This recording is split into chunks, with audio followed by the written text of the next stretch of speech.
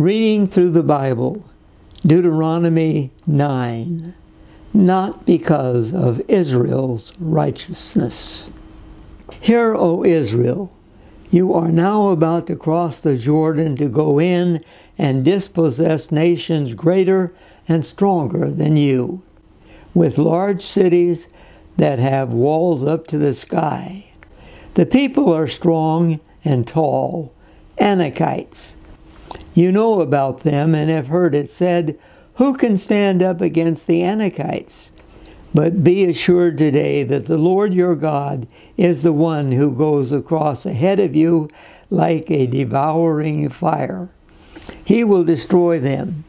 He will subdue them before you, and you will drive them out and annihilate them quickly, as the Lord has promised you.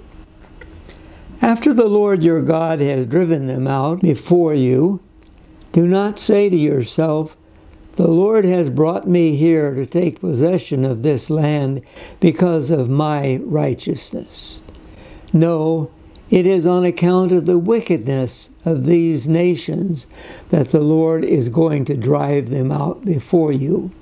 It is not because of your righteousness or your integrity that you are going to take possession of their land, but on account of the wickedness of these nations. The Lord your God will drive them out before you to accomplish what he swore to your fathers, to Abraham, Isaac, and Jacob. Understand then that it is not because of your righteousness that the Lord your God is giving you this good land to possess, for you are a stiff-necked people. Remember this and never forget how you provoked the Lord your God to anger in the desert. From the day you left Egypt until you arrived here, you have been rebellious against the Lord. At Horeb, you aroused the Lord's wrath so that he was angry enough to destroy you. When I went up on the mountain to receive the tablets of stone, the tablets of the covenant that the Lord had made with you, I stayed on the mountain 40 days and 40 nights. I ate no bread and drank no water. The Lord gave me 2 stone tablets inscribed by the finger of God. On them were all the commandments the Lord proclaimed to you on the mountain out of the fire on the day of the assembly. At the end of the 40 days and 40 nights, the Lord gave me the 2 stone tablets, the tablets of the covenant.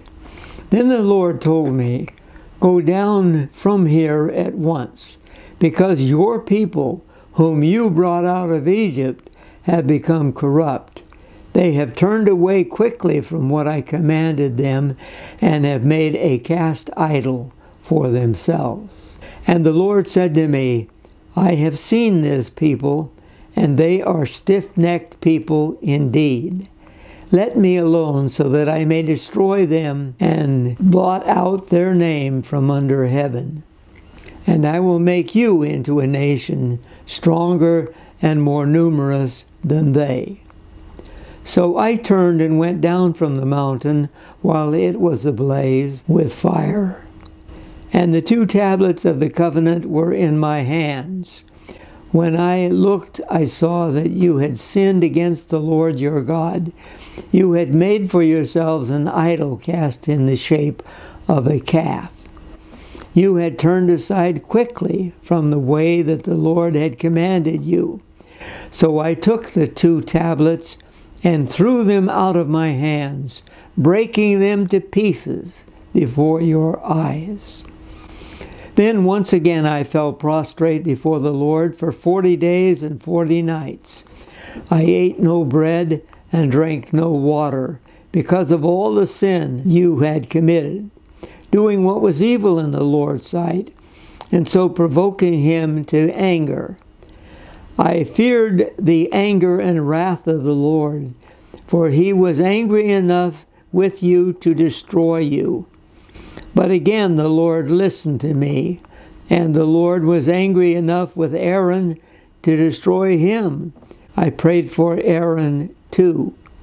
Also I took that sinful thing of yours, the calf you had made, and burned it in the fire. Then I crushed it and ground it to powder fine as dust, and threw the dust into a stream that flowed down the mountain. You also made the Lord angry at Taberah, at Massa, and at Kibroth Hattaavah. And when the Lord sent you out from Kadesh Barnea, he said, "Go up and take possession of the land I have given you." But you rebelled against the command of the Lord your God. You did not trust him or obey him. You have been rebellious against the Lord ever since I have known you. I lay prostrate before the Lord those 40 days and 40 nights, because the Lord had said he would destroy you. I prayed to the Lord and said, "O sovereign Lord, do not destroy your people, your own inheritance that you redeemed by your great power and brought out of Egypt with a mighty hand. Remember your servants Abraham, Isaac, and Jacob. Overlook the stubbornness of this people, their wickedness, and their sin.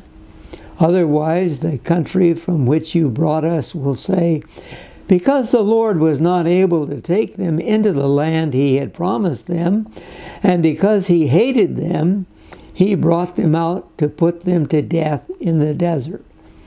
But they are your people, your inheritance that you brought out by your great power and your outstretched arm."